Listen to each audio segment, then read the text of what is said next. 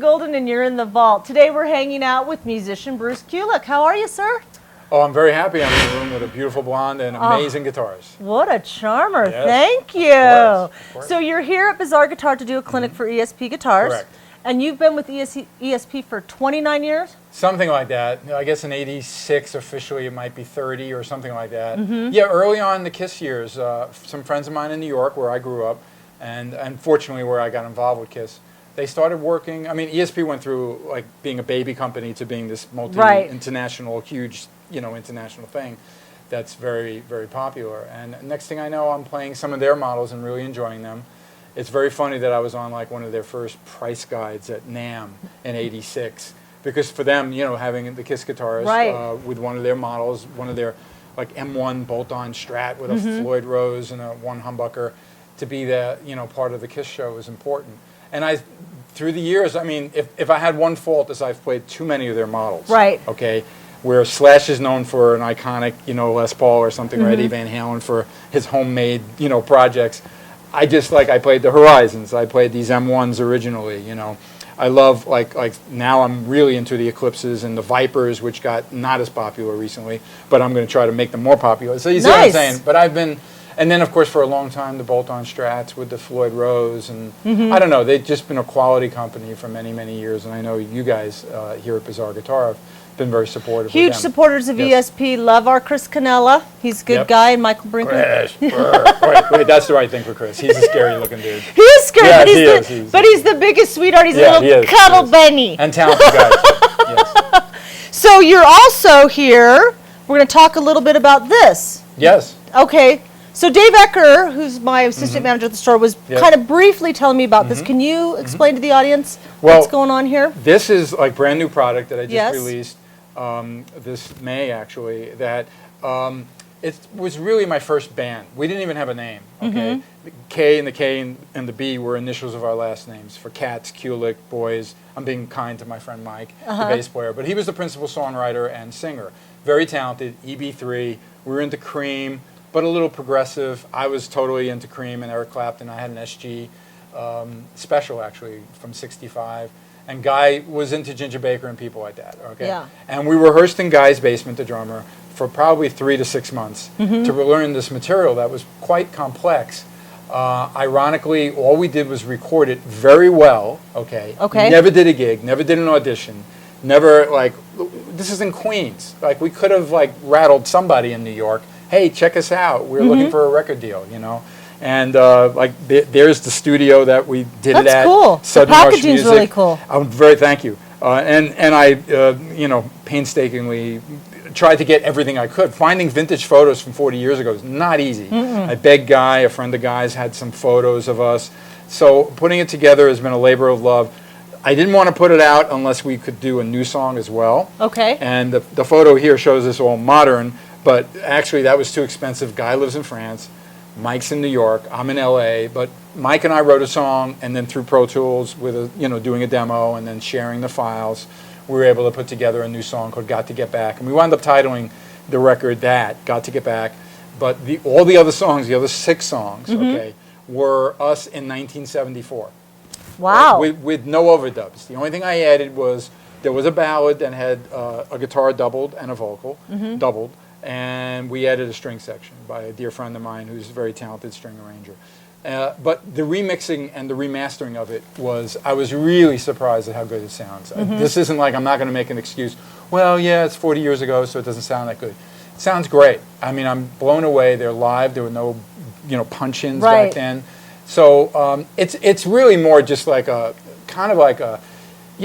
just to show something that I started with. I'm not expecting this to be a gold record on the wall. I think it's great to see where you came from and to share that with my fans. And the press I've been getting from it and the reaction from people have been excellent.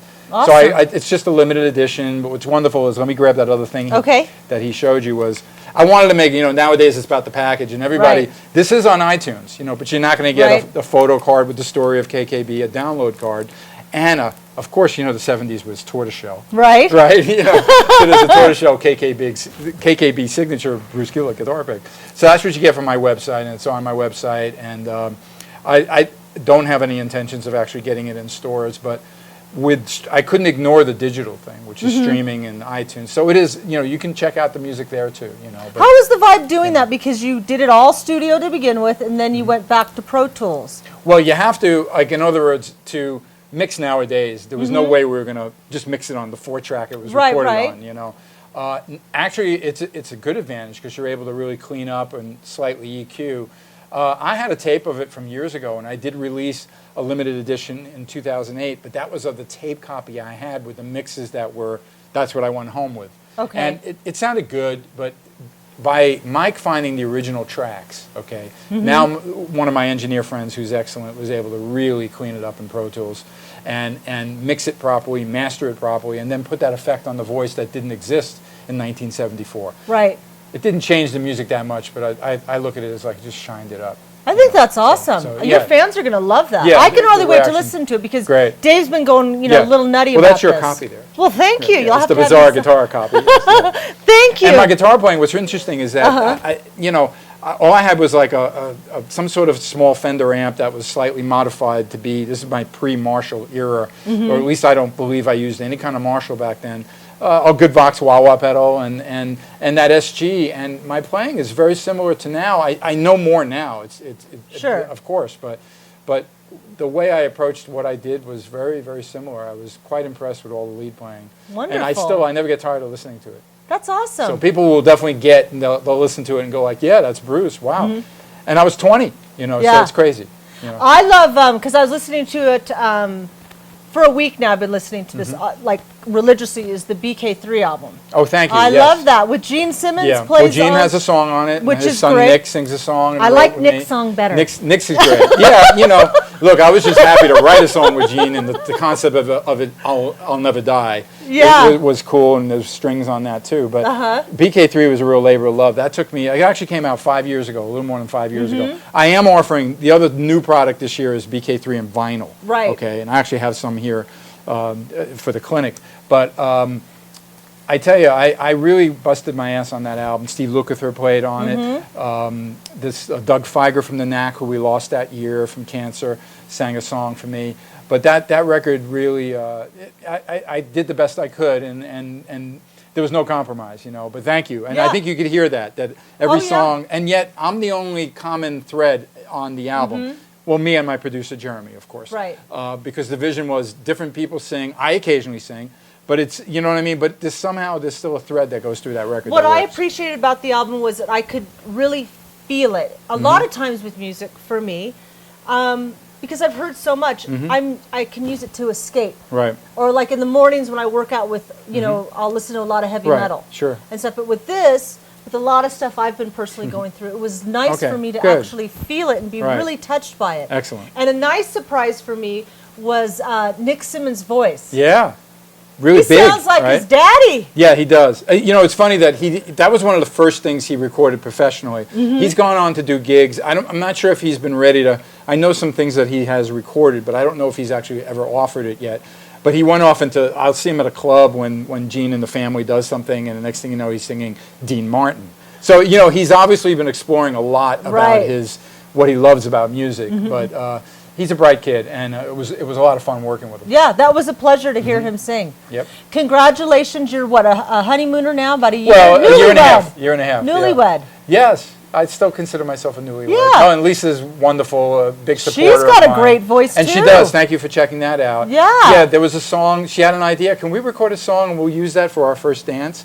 And I said, what song? And she plays me this, actually a Barbra Streisand song that I never heard.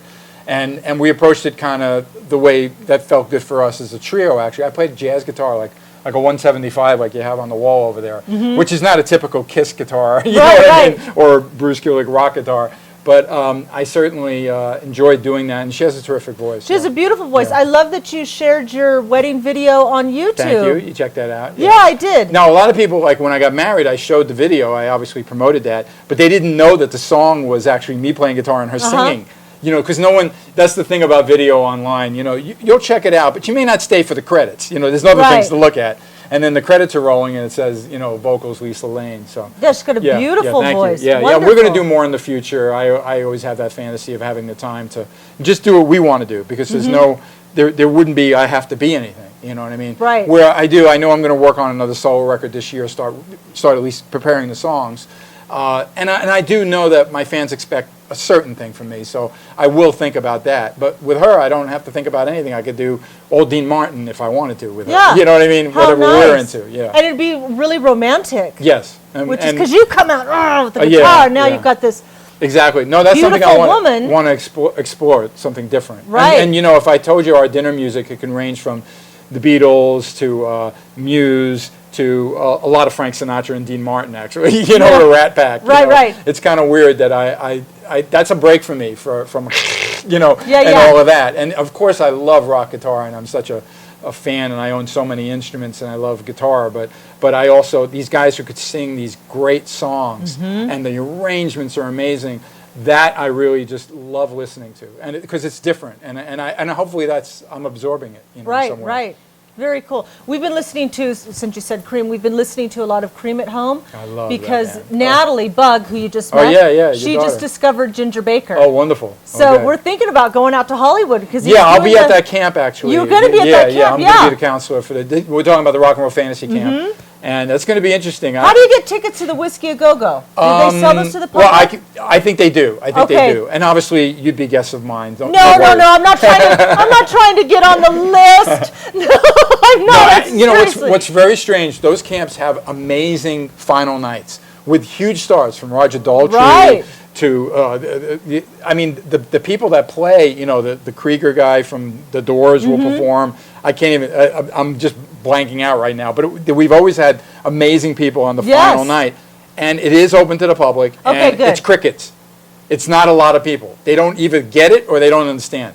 So Oh, they should come. I think what's confusing is because for me, I was thinking you'd had to be a camper, Right. in order to and go. And the campers are there, so the place is okay. It's filled enough, okay? Right. But I would think this place would be, you couldn't get in. You get what I mean? Yeah. Paul Stanley's done it. Gene's done it. You know. Well, you know you're what I'm going to saying? do it now. Ginger Baker's going to do That's going to it. be fun. Except, have you seen Beware of Mr. Baker? Yeah, that's where Natalie discovered it's a great Ginger movie. Baker. That's great. Yeah, the documentary Yeah. on him. I met him at a NAMM show years ago. And I'm a big Cream fan. I ran up to him. I didn't know his reputation, and he basically told me to F off. Did he? Yeah. All right. I ran. So the movie just totally made sense to me, you know. Now I want to meet him. Yeah, you want to. Somehow I think he'll be kinder to you, dear. Yeah, he might be. Like Jeff Beck, I met him at the fantasy camp too, and I'm like, oh, how do you put? You're a big hero of mine. And then he sees Lisa, my wife, of course, and he's like, tell him to get another, you know, like to just, you know, forget about me, you know. And he's whispering in her ear. Oh. Yeah. So, like I said, I think you'll go over well with Ginger Baker. All right, maybe I'll get on his list. Yeah, you'll get on the good list with him. Definitely. Yeah. All right, well, I'm going to let you go. Okay. Because that way we can get upstairs, get ready for the clinic. We're gonna talk about music and guitars and love it. ESP and a fabulous. Let me tell you, I mean, I was bragging to a lot of people about coming to Bizarre Guitar because not only do you have this amazing room downstairs, you know, for your new products and everything. Upstairs is filled with very affordable things, but it's just a terrific store and Thank you. in the biggest little city. Yeah. From what I hear. Yeah, Except it's very hot today. it's hot today. He's It's not LA just, boy. It's not just sitting next to her. It's hot here. Oh, All right, let me tell you. charmer. All right. Well, thank New you York for thing. your time. Thank you. I appreciate I it. appreciate Thanks you for the having me. music, man. No problem. Thank Seriously, you. Okay, for sure. awesome. I love that you listen. That's Yeah. great. And all you guys, you know how to watch her thing, right? In and the then ball. I'm Kulick.net. It's real easy to find Easy. me. Okay. All right. See you guys later. Bye.